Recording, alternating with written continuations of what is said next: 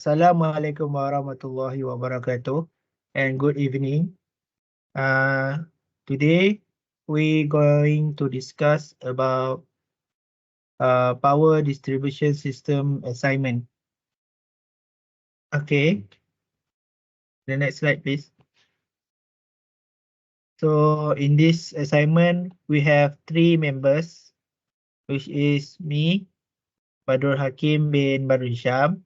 The second is Muhammad Afiq bin Abdul Qadir, and the last one is Muhammad Nur Natasha binti Kamaluddin. Okay, next. So the question that we get is from question 1. So the question 1 is talk about a qualified and registered electrician install an electrical circuit for a 13 amp power outlet using a 4 millimeter cable with a 60 amp rated miniature circuit breaker. In a short form, we call it MCB.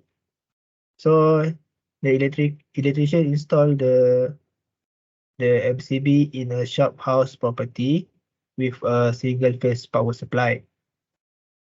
The electrician also conducted the wiring using PVC insulated cables without the use of PVC conduit or GI pipes within the walls. Did the electrician make any mistake? If so, explain the error and suggest the correction.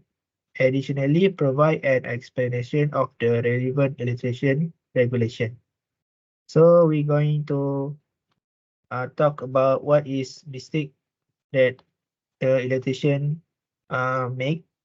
The first one, the electrician use a cable 4 millimeter for 60 MMCB. The use of a 4 millimeter cable for a 60 MMCB may not comply with electrical codes, as the cable may not be sufficient to handle the current protected by the MCB. The next is the electrician wiring without PVC conduit or GI pipe inside the wall. Wiring without the protection of conduit or GI pipes inside the wall can increase the risk of damage to the cable and pose safety hazard. So what is the recommendation or the solution for this situation? The first one, the mistake is using cable 4 millimeter for 60 mmCB. So the solution, we need to replace the 4 millimeter cable with a more suitable cable for a 60A circuit, such as 2.5 millimeter cable. So we need to follow the standard set by the Energy Commission, which is in Malaysia we call Suruhan Jaya Tenaga. As we can see in the table, for the socket 30 amp, we need to use 4.5 millimeter cable, and there is other example for using cable with the suitable circuit. Okay.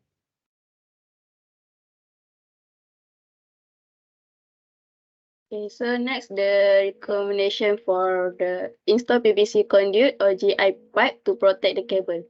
Why the installation is so important? So first one is for mechanical protection, which is for protection against pressure, mechanical damage during installation, or damage that may occur throughout the life of the electrical circuit. The second one is to prevention of damage due to construction activities. Exposed wiring can be vulnerable to construction activities or modifications. PVC conduit or GI pipe helps prevent damage from imperfections or modifications that may occur inside the wall. So the last one is 2 years of repair and replacement. Wiring protected within conduit or pipe is easily accessible for maintenance and repair purpose. This allows electricians to inspect or replace cables more easily without damaging the wall. So next, the offense and penalties. First, any person who disturbs or adjusts any installation, manufacture, import, or set any fittings up causing danger to life or damage property is doing wrong, and when convicted, may be fined not more than 1,000 or imprisonment not exceeding 10 years or both. Next, any person who violates or fails complying with the PPE 1994 is committing an offence and upon conviction may be fined not exceeding 5,000 or imprisonment for a period of not more than 1 year or both. So, the working culture, the first one is training and awareness programs. The first one is implement comprehensive training programs for all personnel involved in electrical installations. Ensure that they are aware of the latest safety standards, procedures, and the potential risks associated with electrical work. Regularly update training to keep employees informed about industry advancements. Next, the clear safety policies and procedures, which is establish clear and concise safety policies and procedures specific to electrical installations. Communicate these guidelines to all employees, contractors, and stakeholders. Regularly review and update safety protocols to reflect industry best practices. So next. Okay, for the public interest about this question, we have 2 points. For the first one is professional responsibility. Electricians, as professionals, have a responsibility to prioritize public safety by ensuring that electrical installation meet or exceed standards. They contribute positively to the overall well-being of the community. For the second point, educational outreach. A responsible electrician may also contribute towards society by educating clients and the public about electrical safety practices. This proactive approach helps raise awareness and promote a culture of safety within the community. For the next slide, contribution for society, which also have 2 points. For the first one is prevention of hazards and accident. Sorry.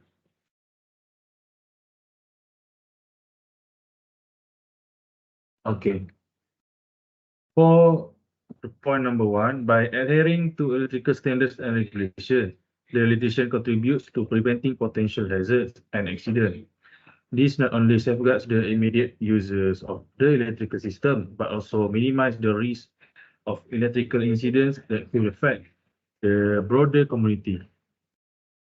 For the second point is safety of occupants and surrounding community. A properly installed and compliant electrical system ensures the safety of the occupants of the shophouse as well as neighbor properties. Faulty or non-compliant electrical installation can pose serious safety risks such as electrical fires, shocks, or damage to electrical appliances. Okay, for the conclusion of what we're doing for this assignment, there are aspects of the electrical installation that require correction to ensure safety, compliance with regulations, and the longevity of the system. It is advisable to consult with a licensed electrician and relevant authorities for a thorough inspection and appropriate adjustments. Okay, that's all for our discussion about this assignment. Thank you. Thank you.